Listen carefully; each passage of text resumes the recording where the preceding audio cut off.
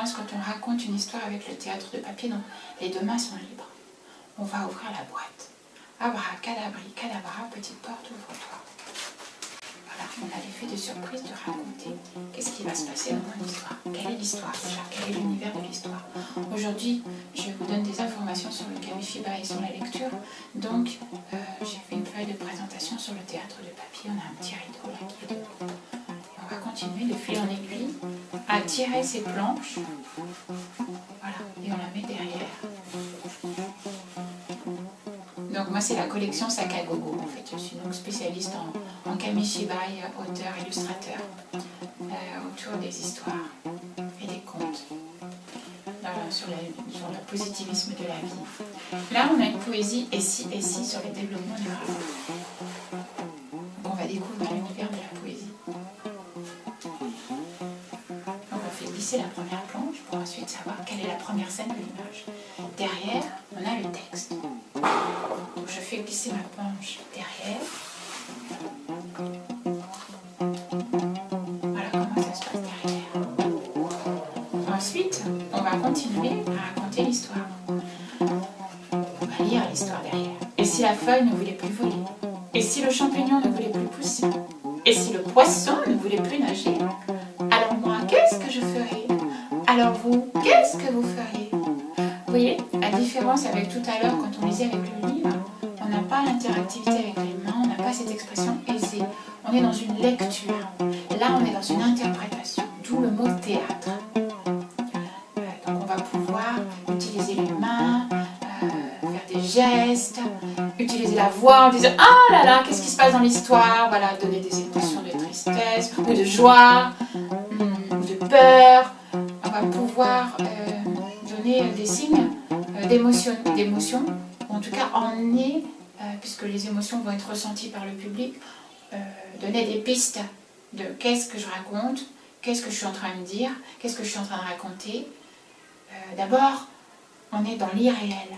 Donc on plonge dans un univers avec les dessins. Avant tout le visuel, le public, les enfants, parce que principalement ça s'adresse aux enfants, mais c'est un dispositif intergénérationnel, je l'ai déjà raconté avec un public d'adultes, donc sur des contes. Donc les enfants donc, sont captivés par l'image, et ils vont écouter en même temps. Donc on fait travailler deux sens. Voilà. Le visuel, donc d'où l'intérêt d'avoir des images attractives, et des images qui vont dire les choses essentielles de la scène. Et puis, ben on va écouter ce qui se passe. On va écouter la voix qui raconte. Et donc, avec ces deux façons de captiver l'humain, eh bien, on va partir en imaginaire. On va partir dans une histoire extraordinaire, parce que moi, mes histoires, elles sont extraordinaires. J'aime sortir de l'ordinaire. C'est vraiment une de mes caractéristiques. Une autre caractéristique aussi, c'est la couleur. Je suis artiste peintre, donc diplômée d'une école des arts. Donc j'ai travaillé pendant plusieurs années sur la relation entre la couleur et les émotions.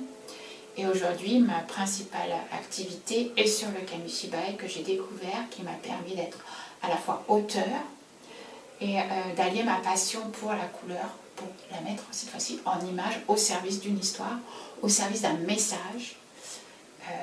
Puisque c'est ma volonté de transmettre à la fois mon expérience de vie et puis emmener mon public vers des univers qui vont peut-être apporter un peu d'explication sur la vie du quotidien. On va tomber amoureux. On va dans mes histoires, on va voyager avec les oiseaux, on va partir avec les poissons sous l'eau. Enfin, des situations irréelles dans la vie, mais dans les histoires, on peut y aller, quoi. C'est ça qui m'intéresse. C'est l'imaginaire. Donc l'imaginaire pour les enfants, le développement de l'enfant, c'est capital, c'est le développement de l'esprit. Ce qui m'intéresse, c'est mettre l'enfant en situation de créativité. Donc avec son esprit, de stimuler, de se dire « Ah, ça je ne l'ai jamais vu, mais ça existe dans les histoires. » Donc voilà, c'est une espèce de nourriture de l'esprit. Et ensuite, ce qui m'intéresse aussi, c'est de mettre l'enfant en situation qu'elle lui aussi va pouvoir utiliser le kamishibai, dessiner, raconter une histoire. Voilà, il y a des ateliers pour cela. Voilà. Et je forme aussi au Kamishibai des adultes qui veulent raconter avec ce dispositif. On continue avec la poésie ici et ici. Alors on fait glisser la feuille. Voilà, le texte de la prochaine image est ici. Donc je le glisse derrière. Évidemment, je connais par cœur, mais comme je ne vois pas ce qu'il y a, c'est important de savoir quelle est l'image qui apparaît, où j'en suis dans mon histoire. C'est aussi pour moi un guide, en fait. Voilà, d'avoir ça derrière moi. Derrière moi, enfin derrière la planche et devant moi. Et si le soleil ne voulait plus briller? Et si la terre ne voulait plus tourner? Et si la rivière ne voulait plus couler? Alors moi, qu'est-ce que je ferais? Alors vous, qu'est-ce que vous feriez? Vous voyez, on voit le côté interactif avec le public. On peut stimuler, poser une question au moment de l'histoire. Voilà, on est à l'aise, on se pose, on peut laisser couler l'histoire, on peut la raconter comme ça. Mais on peut aussi à un moment donné poser des questions. Et là, le public, il va réagir. Donc il faut être à l'écoute de ce qui se passe dans le public. Et donc ça, c'est le fait d'être conteuse, d'avoir la dimension participative. Voilà. On ressent des émotions, le public ressent des émotions. Je suis émetteur d'émotions, c'est-à-dire à travers de l'histoire, à travers de la voix. On peut aussi utiliser des éléments sonores, on peut utiliser la musique aussi, en même temps que l'on raconte. Donc il y a en même temps nourrir l'oreille. Donc j'utilise les instruments de musique donc, africains et autour des contes Sac Africa. Donc c'est une collection de contes donc avec le djembé, on part dans une autre culture en même temps. Donc on voyage beaucoup avec les Kamishibai. Là c'est une poésie qui fait partie de la collection Sac à Gogo. Sac à Gogo. Donc le sac avec plein d'outils créatifs qui vont emmener les enfants en imaginaire avec le théâtre de papier qui est véritablement ma passion, qui est d'origine japonaise, mais dans les autres vidéos, j'ai une présentation du Kamishibai qui explique ce que c'est son origine. Donc mon propos aujourd'hui, c'était vraiment de montrer et de vulgariser encore, parce que ce dispositif n'est pas connu de tous, et je le trouve extraordinaire. Donc c'est vraiment quelque chose qu'on peut partager.